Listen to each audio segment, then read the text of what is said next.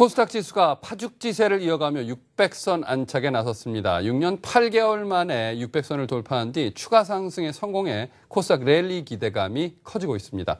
먼저 취재기자 연결해서 오늘 시황 정리해 보도록 합니다. 김종학 기자. 네, 코스닥이 600선 돌파 이후 다시 최고치를 경신했습니다. 코스닥 지수는 어제보다 3.32포인트, 0.55% 오른 604.13으로 나흘 연속 랠리를 이어갔습니다. 시가총액도 159조 원으로 사상 최고 수준을 유지했습니다. 코스닥은 올 들어 개인과 기관 자금이 번갈아가며 이 600선 고점까지 끌어올렸습니다. 오늘은 개인이 주춤했지만 연기금과 증권사를 중심으로 한 기관 자금이 682억 원어치 주식을 사들여 강세를 주도했습니다. 외국인은 장 후반 들어 106억 원 순매도로 돌아섰고 개인도 499억 원어치 주식을 팔았습니다. 업종별로는 제형업종이 3.9% 강세였고 설을 앞두고 매출 기대감이 커진 홈쇼핑주를 비롯해 이 출판, 종이 목재, 건설주가 2에서 3% 올랐습니다. 시가총액 상위 종목에서도 제약, 게임, 홈쇼핑주의 상승세가 두드러졌습니다. 코스닥 대장주인 다음카카오는 페이팔이 한국어 서비스를 한다는 소식에 2.7%, 파라다이스도 실적 부진에 4.8% 하락했지만 나머지 종목들은 일제히 강세였습니다. 셀트리온은 화이자가 바이오시밀러 업체를 인수한다는 소식에 11% 급등해 연중 최고치를 기록했고 메디톡스도 2.7% 강세를 보이면서 사상 최고가를 경신했습니다. 또 후실적을 발표한 이라이콤과 아바텍 등도 상승세를 보였고 로엔, SK 브로드밴드, 웹젠 등도 2에서 4% 강세였습니다. 주식시장 맏형격인 코스피 지수도 모처럼 반등했습니다. 코스피는 어제보다 2.68포인트, 0.14% 오른 1955.52에 장을 마쳤습니다. 외국인과 기관이 대거 순매도에 나섰지만 이 삼성전자 등 일부 대형주가 반등하면서 지수 하락을 막았습니다. 외국인이 1,507억 원, 기관이 1,039억 원 동반 매도하면서 장중 지수를 압박했고 개인은 2,445억 원가량 매물을 받아냈습니다. 시가총액 상위 종목은 삼성전자가 1% 올라서 137만 2천 원을 기록했고 이 사업 구조 조정에 나선 포스코는 사흘째 상승세를 유지했습니다. 한편 이날 현대차그룹 정몽구 회장과 정의선 부회장의 현대글로비스 블록딜 여파로 현대모비스는 4.3% 하락했고 불확실성이 사라진 현대글로비스는 5.9% 급등 마감했습니다. 또 개별 종목 가운데 SK이노베이션은 부진한 실적에도 국제유가 반등으로 올해 흑자 전환이 가능하다는 평가에 5.6% 급등했고 롯데쇼핑은 내수 부진으로 인한 어닝 쇼크에 5% 급락 마감했습니다. 지금까지 한국거래소에서 전해드렸습니다. 최근 주요 국가들의 양적 완화 기조로 인한 수급 기대감에 더해 코스닥도 600선을 넘어서면서 전반적인 투자 심리가 살아나지 않을까 하는 전망이 나오고 있습니다. 과연 어떤 종목들에 대한 투자가 유효할까요? 김도엽 기자입니다. 최근 4거래일간 코스닥은 상승 흐름 이어가며 600선을 넘어섰습니다. 전문가들은 최근 강세가 지속되는 코스닥 종목과 함께 코스피 소형주에도 주목할 필요가 있다고 조언합니다. 2000년 이후 지난해까지 15년간 2월에 코스피 소형주 지수가 상승한 횟수는 12회로 무려 80%에 달합니다. 보통 2월에는 유가증권 시장 소형주들이 코스닥 종목들보다 비교 우위를 보여왔는데 올해는 코스닥의 강한 상승세가 나타나며 시야를 넓힐 필요가 있다는 분석입니다. 또한 성장주에 주목할 필요가 있어 보입니다. 지난 1월 주가 흐름을 보면 코스닥 신성장기업 지수와 코스피 배당 성장지수 등 성장주 상승률이 가치주보다 컸습니다. 핀테크와 사물인터넷, 모바일 게임 등이 각광받으며 관련주들 성장세가 뒤따랐기 때문입니다. 밸류에이션 부담이 낮으면서도 높은 성장성과 실적 개선이 기대되는 종목들로는 가온미디어와 PSK, 데브시스터즈 등이 꼽힙니다. 배당주 투자도 유효할 수 있다는 분석입니다. 고배당주들은 통상 연초에 주가가 하락하고 1월 중순을 지나면서 상승하는 패턴을 보여왔기 때문입니다. 코스피 고배당 지수는 지난 5년간 2월에 항상 코스피 수익률을 웃돌았고 평균 수익률도 2.4%로 코스피보다 1.94%포인트 높았습니다.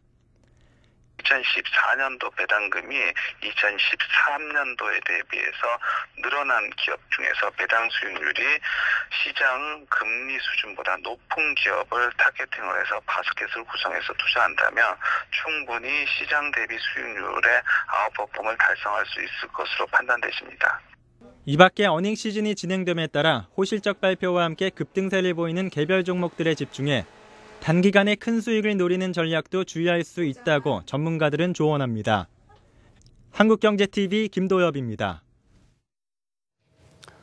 코스닥 시장이 연일 강세를 연출하자 중소형주 펀드들의 수익률이 크게 개선되고 있습니다. 자세한 내용 김치영 기자가 취재했습니다. 연초 이후 국내 주식형 펀드 중 중소형주 펀드들의 평균 수익률은 5.21%, 배당 확대로 최고 관심이 많은 배당주 펀드들의 수익률이 2.64%고 일반 주식형 펀드의 평균 수익률이 2.44%여서 기타 다른 유형의 펀드들의 수익률을 2배가량 웃돌고 있습니다. 연초부터 시작된 코스닥 시장의 강세가 이들 펀드의 수익률을 끌어올리고 있는 겁니다. 실제로 연초 이후 코스닥 시장 상승률은 9%에 달하고 있지만 코스피 지수 상승률은 1.9%로 상승률이 부끄러운 수준입니다. 중소형주 펀드 수익률 상위 펀드들의 수익률은 더 좋습니다. 현대인베스트 운용의 로우프라이스 주식펀드의 수익률이 연초 이후 12%를 넘는 것을 비롯해 미래에셋운용의 성장유망 중소형주 펀드가 10%, 하나운용의 히든챔피언 펀드의 수익률도 9%에 달합니다. 전문가들은 단기간 급등에 대한 부담감은 있지만 당분간 코스닥 시장의 강세가 지속될 가능성이 높은 만큼 중소형주 펀드들에 대한 관심은 유효하다고 말합니다. 제가 생각하면 여기가 끝은 아니라고 봅니다. 왜냐하면 기본적으로 올해도 이익 다음에 혹은 연기 쪽보다는 중소형주 쪽보다 사들이 됩니다. 거기에 대한 정책 조세까지 감안하면 실질적으로 그 주가의 어떤 방향성이나 확대자로 여전히 대응률은 좀 제한적입니다. 사실 중소형주 펀드들은 코스닥 시장의 침체와 또 시장의 큰 변동성 때문에 투자자들의 외면을 받아왔습니다. 하지만 정작 중소형주 펀드들은 1년 평균 수익률이 17.9%, 2년 수익률도 평균 28.3%로 국내 주식형 펀드 평균 수익률 1년 2.1%와 2년 평균 수익률 0.85%를 크게 웃돌고 있습니다. 배당주 펀드와 비교해도 10%포인트가량 수익률이 높은 상황입니다. 최근 국내 주식형 펀드 시장의 중심은 대형주 위주의 배당주 펀드와 저평가 기업을 찾아 투자하는 가치주 펀드가 지배해왔습니다. 코스닥 시장 상승과 함께 오랜만에 찾아온 중소형주 펀드의 수익률 개선이 투자자금 유입으로 이어질지 관심이 집중되고 있습니다. 한국경제TV 김치영입니다. 네, 최근에 코스닥 강세와 관련해서 좀 더 깊이 있게 진단해 보도록 합니다. 증권팀 신동호 기자 자리에 함께했습니다. 자, 이 6년 7개월 만에 600포인트가 돌파가 됐습니다. 이번에 강세는 좀 과거하고는 의미가 다르다고 평가가 나오고 있다죠? 네, 맞습니다.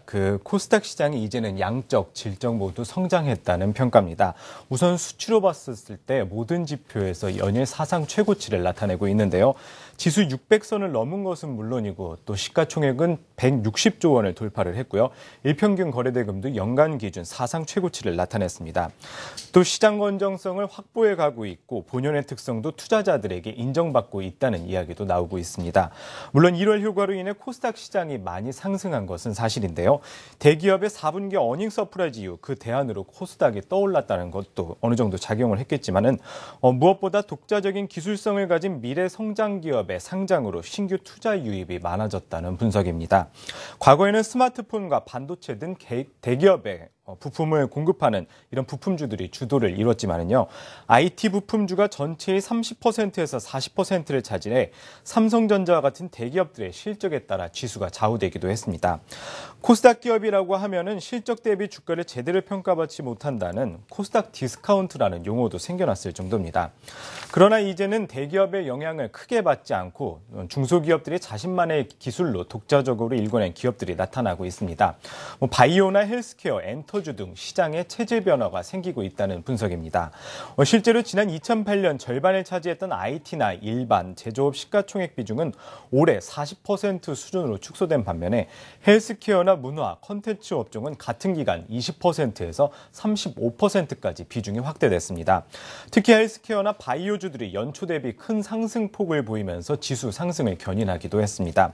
한때 개미 투자자들만의 시장이라고 여겨졌던 코스닥 시장이 지난 몇 년간 강도 높은 부실 기업의 지속적 퇴출 노력을 통해 양질의 회사가 늘어난 점도 상승 요인으로 꼽히고 있습니다.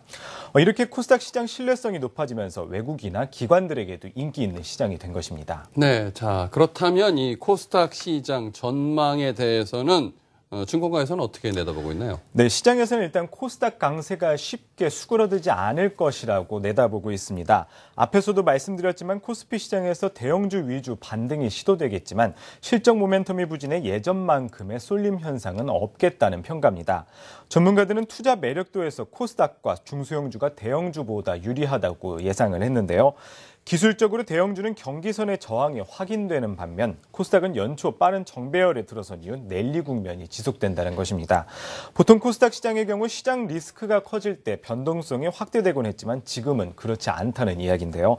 유럽중앙은행이 양적 완화에 이어 각국이 부양책을 내놓고 있어 당분간 큰 시장 리스크는 없을 것이라는 분석입니다. 또 다음 카카오를 중심으로 시가총액이 1조 원이 넘는 종목수가 늘면서 기관과 외국인의 참여가 활발해지고 있습니다. 현재 코스닥 시장에서 시총 1조 원을 넘는 기업의 경우 18개로 과거 코스닥 지수가 600을 넘었을 때와 비교했을 땐 다른 시장 체질을 가지고 있습니다. 때문에 기관과 외국인들도 코스피 시장뿐 아니라 코스닥 시장에서도 활발한 시장 참여가 기대됩니다. 다만 연일 최고치를 경신함에 따라 단기 과속 우려가 제기되고 있는데요.